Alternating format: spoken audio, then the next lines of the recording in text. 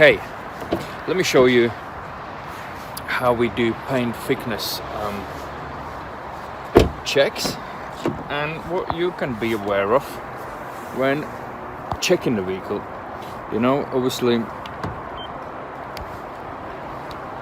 it's 112, right? So generally 100 microns of readings that would normally indicate a new paint, right? However, that's just only a guide, right? But that's what you want. The roof would be sort of your benchmark, you know. Obviously, you're not going to be using paint thickness gauge, but that's what we do on the premium inspections, the inspectors. So all the readings are logged on an app, so you'll be able to see the report of paint thickness readings. All right. So normally, obviously, you can identify and get the data of paint thicknesses, but more likely you're just applying a common sense. If you do it right, but like I said, the roof is a benchmark. You can have readings what's on the roof. If the roof makes you a concern, so you can also check the readings on inside the door. You know, so you can just check it what's inside here. So it's about 90, right?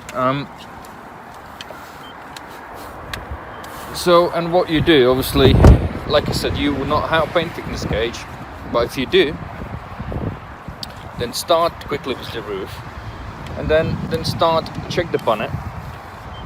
You know, check the average readings. If you do it in the most common places where you will have a damage accident. Here, front of the bonnet, side of the bonnet, corners, the middle. So you just run it through and check those readings. What you're looking normally, if you first time never done it, you're looking something between 100 and 140, 150. You know, you can also just check the most common areas where each accident would be. Every corners of the door. I've got a chip here, man. It's not good. You can obviously identify all the gaps on a vehicle. Just see, walk backwards, and just simply look carefully on the gap lines if they are nice and straight, even. Nothing raises your suspicions, you know. Like on this one, everything is good. But when you look closely here, you can see something's not lining up. But that's down to the panel is distorted for some reason from the sun. I noticed that, and that's, you evaluate everything all the way around here. You can see as well. You know, sometimes you can start be worried about, has it been involved in some sort of crash? You know, but paint thickness gauge quickly shows you, if you can see it, 115 microns on this car. You know, also what you can do if you do it yourself, if you ever done it, you can if you never done it, you know, probably it will not make sense too much to you, but you can pull the rubbers off and have a look if the original spot welds has been sort of interfered or missing, or there have been any unusual spots, you know, like I'm showing you here. This is where you want to see nice original spots around here, so you don't want to see those spots like clear and without the spots at all, and that could identify you could have a filler used. to point up repair. But those are the little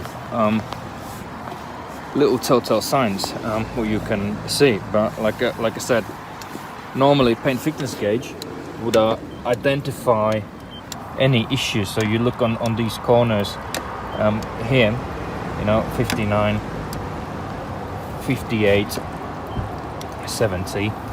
You know, you just check these areas, you know, and that will give you an idea. Like on this one, you obviously have no accident damage. You can go through here, check these. So the C panel,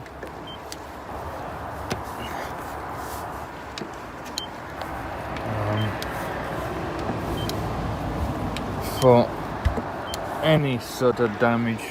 You can look obviously here for any oversprays. Same on a door, you can just slide it and feel it.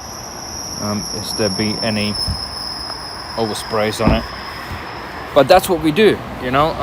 And paint thickness is a great tool, you know, to identify any issues. So where you have to be worried mainly, it's raining and it's getting dark.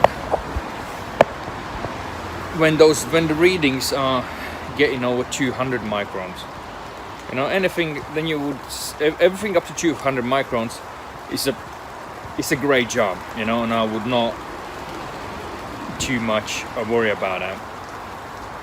Obviously, what you are buying a car for, you know, the biggest value, in my opinion, is the car. If the car haven't been ever touched and resprayed, because that would be as original as possible.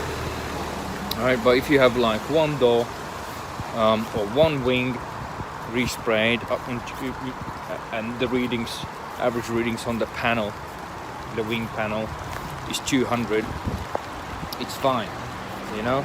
But once you start getting readings like 380, 500, 800, 1000 all the way around the vehicle, so that means you get a filler, you know. Filler used across on the panels. Is this good or bad?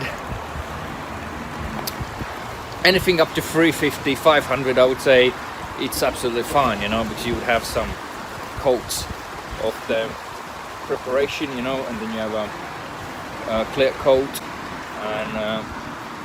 and stuff, so it will work out okay. But once you start getting things over 1000 microns, that's where I would be worried about. So that means your 1000 microns is 1 millimeter. So 1 millimeter of the filler, it is a fair amount, you know. And if they are on a softer side of the panels, where mostly things getting affected or damaged, you know, or people resting on the panels, it will start simply cracking, you know. Anything like 15 or 200 microns, 2000 microns, you know, that's too much of the filler used, and that's what you really don't want to have on the car. And technically anything about 1000, depends on if it's just a quarter panel and they use the filler because they didn't pull it out correctly. Panel beater didn't done a great job, and that's why you need to use a bit more filler, you know. I probably had a more bigger damage, some crumple zones, and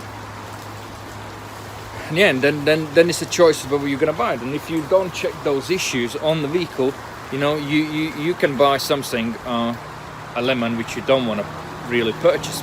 It might look visually fine, but if there is a lot of filler used, and then something you definitely don't want. And technically, if it is a Cat S or Cat N vehicle, I would not advise buying it unless there is a significant savings, and because otherwise, if you buy something like that, it devalues the vehicle. You have problems selling it, and unless you're happy with that, then you can go for it. But would I buy it? No, I would not buy the vehicle, because you get starting problems with insurance companies. They might ask inspection report, which we can provide to make sure the vehicle is repaired to satisfactory standard. It's running quite badly, and so on and so on. And when somebody again gonna buy the vehicle from you, you have to explain them what happened, right? Because you know it. If you don't know it, you don't know it. But that's the reality. So paint thicknesses, to see if you don't buy something badly damaged, it's worthwhile investing money.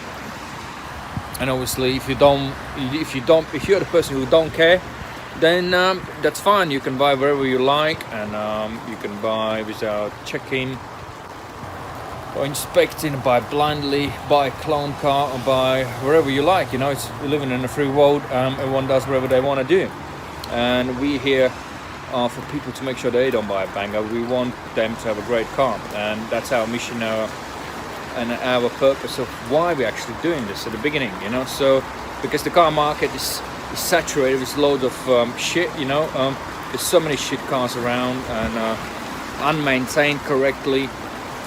And if they are resold, that means it will cost you the money. And if you're happy spending money, we're happy you do that and keep doing it.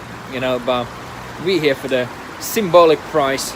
We can make sure you don't buy a banger, or you get this car rectified before the purchase, or you get the best deal. That's what we do, you know, and we have warranties available also. So reach out, need help, carexamen.com.